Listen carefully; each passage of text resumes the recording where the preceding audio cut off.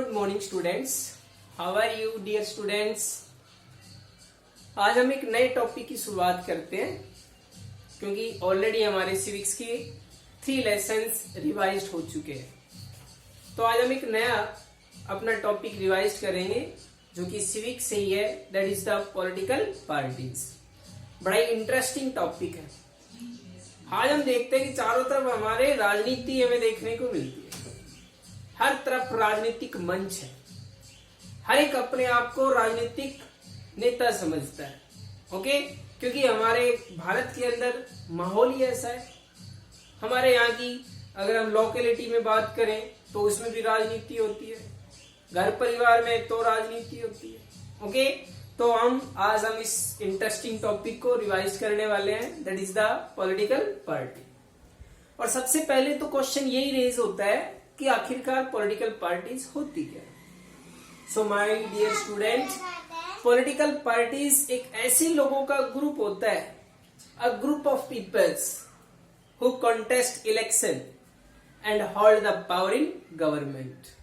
ऐसे लोगों का समूह है जो इलेक्शंस में पार्टिसिपेट करते हैं, इलेक्शंस विन करते हैं और फाइनली इलेक्शंस को, यानी कि कहने का मतलब है गवर्नमेंट को होल्ड करते और चलाते हैं।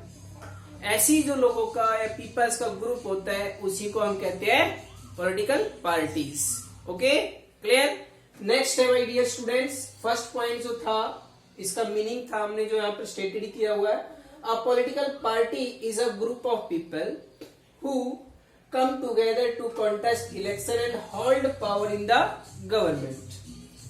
And next अगर हम टॉपिक की बात करें या नेक्स्ट पॉइंट जो यहाँ पे हमने मेंशन कर रखा है, that is they agree on some policies program for the society with the view to promoting the collective goods.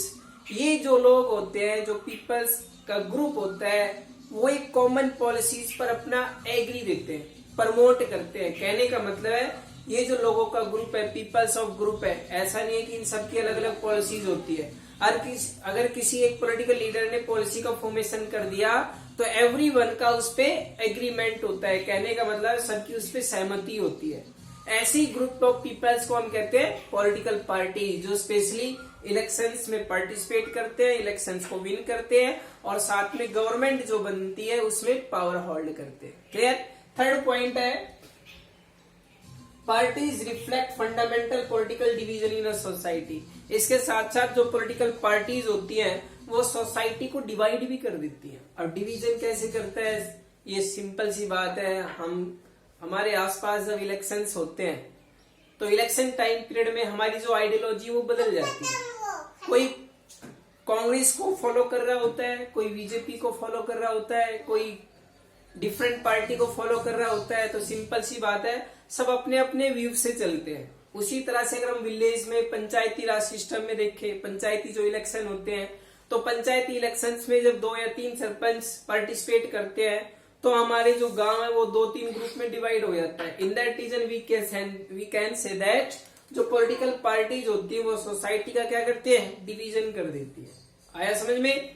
Next, parties are a part of the society and thus involve partisanship. और इस तरह से हम देखते हैं कि political party जो है वो सोसाइटी का ही एक हिस्सा है और जिसमें हम पार्टीजनशिप को फॉलो करते हैं। अब पार्टीजनशिप क्या होता है?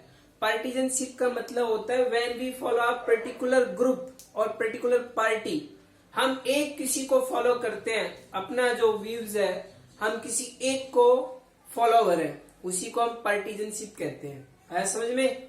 पार्टीजनशिप का मतलब है जो हम किसी एक को मानते हैं या फॉलो करते हैं, या फिर हम कहें कि हमारा जो एवरीथिंग होता है उस पर्टिकुलर ग्रुप या पार्टी के लिए होता है, वही पार्टीजनशिप है। क्लियर। नेक्स्ट जो पॉइंट है my dear students, political components के बारे में, कि भाई पॉलिटिकल पार्टीज के कंपोनेंट्स कितने होते हैं, उनका क्या कुछ इंपॉर्टेंट रोल है। पॉलिटिकल पार्टीज के अगर मेनली कंपोनेंट्स की बात करते हैं तो यहाँ पर 3 मेन कंपोनेंट्स होते हैं। How many? 3 मेन कंपोनेंट्स, जिसमें फर्स्ट होता है द लीडर्स। लीडर्स कौन है? जो इलेक्शंस में पार्टिसिपेट करते हैं, इलेक्शंस विन करते हैं, सरकार के अंदर पावर गेन करते हैं और गवर्नमेंट को रन भी करते हैं, उसको कहते हैं लीडर्स। दूसरा है एक्टिव मेंबर्स। अब एक्टिव मेंबर्स वो होते हैं जो लीडर्स के साथ जुड़े हुए होते हैं और साथ में उनकी कनेक्टिविटी जो है वो सोसाइटी के मेंबर्स के साथ में, कहने का मतलब है पीपल्स के साथ में उनकी कनेक्टिविटी होती है। क्लियर। और जो कि थर्ड जो है वो सबसे इंपॉर्टेंट है, जिसको हम कहते हैं फॉलोअर्स। फॉलोअर्स कौन है? आम जनता है, वोटर्स है। अब हर एक जो पर्सन है वो किसी न किसी पार्टी को फॉलो करता है। कई बार तो क्या होता है, कुछ लोग तो एक से ज्यादा पार्टी के फॉलोअर्स होते हैं। ओके, यानी कि सपोज करो लेजिस्लेटिव इलेक्शंस होते हैं, राज्यसभा, विधानसभा या विधानसभा के जब इलेक्शंस होते हैं तो वो किसी दूसरे पार्टी को, स्टेट पार्टी को वोट देते हैं। लेकिन जब पार्लियामेंट्री इलेक्शंस होते हैं तो वो नेशनल पार्टी को वोट देते हैं। कहने का मतलब है फॉलोअर्स एक इंपॉर्टेंट रोल प्ले करते हैं, लेकिन इनमें सबसे इंपॉर्टेंट जो रोल प्ले किया जा रहा है एक्टिव मेंबर्स का होता है, क्योंकि फॉलोअर्स और लीडर्स का डायरेक्ट कनेक्टिविटी होती, डायरेक्ट टाई नहीं होती। इनको जो जोड़ा जाता है वो किसके थ्रू है? एक्टिव मेंबर्स के थ्रू है।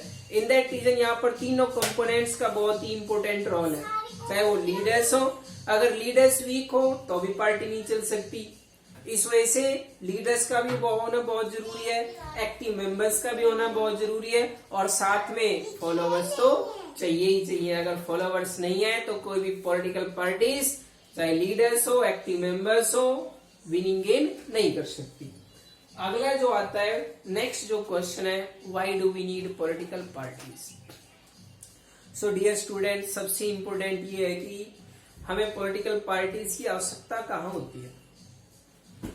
पॉलिटिकल पार्टीज की आवश्यकता हमें कहाँ पे है? डेमोक्रेटिक कंट्रीज के अंदर है। कहाँ पर है? डेमोक्रेटिक कंट्रीज, जहाँ पे मोनार्की या डिक्टेटरशिप है, वहां पर पॉलिटिकल पार्टीज का कोई रोल नहीं, कोई जरूरत ही नहीं है। हमें पॉलिटिकल पार्टीज कहाँ पे चाहिए होती है? डेमोक्रेटिक कंट्रीज के अंदर चाहिए। और हमारा जो भारत है वो किसको फॉलो करता है? डेमोक्रेटिक सिस्टम को फॉलो करता है, जिसमें गवर्नमेंट को इलेक्ट करना, रिजेक्ट करना, गवर्नमेंट को रन कराने में सबसे इंपॉर्टेंट रोल किसका है? कॉमन पीपल्स का ही होता है। इन दैट रीजन यहाँ पर जो मेन अगला जो क्वेश्चन है, why do we need political parties, हमें पॉलिटिकल पार्टीज की आवश्यकता क्यों है, क्यों जरूरत है, किसके लिए जरूरत है, इन सारे क्वेश्चंस को, ये सारे जो क्वेश्चन है उन 3 पॉइंट्स के जरिए हमें पता चल जाएगा। सो फर्स्ट पॉइंट है, political parties are easily one of the most visible institution in democracy. Democracy का सबसे जो विजिबल फॉर्म हमें दिखाई देता है वो कौन है? पॉलिटिकल पार्टीज ही है। कौन है? पॉलिटिकल पार्टीज डेमोक्रेसी का एक विजिबल इंस्टीट्यूशन है। ओके, जैसे सिंपल सी बात है, अलग अलग नाम है, कोई बीजेपी है, कोई कांग्रेस है, कोई बीएसपी है, समाजवादी है, एनसीपी है, ये सब पॉलिटिकल पार्टीज ही हैं, और ये डेमोक्रेसी का क्या है? विजिबल फॉर्म है। ओके, जो कि कॉमन पीपल्स की जो डिमांड्स होती है उनको एक्सेस करते हैं, गवर्नमेंट को एक्सेस करते हैं। यदि कंट्री के अंदर, डेमोक्रेसी के अंदर एक पॉलिटिकल पार्टी ना हो तो सिंपल सी बात है, कभी गवर्नमेंट को चलाया ही नहीं जा सकता। क्यों नहीं चलाया जा सकता?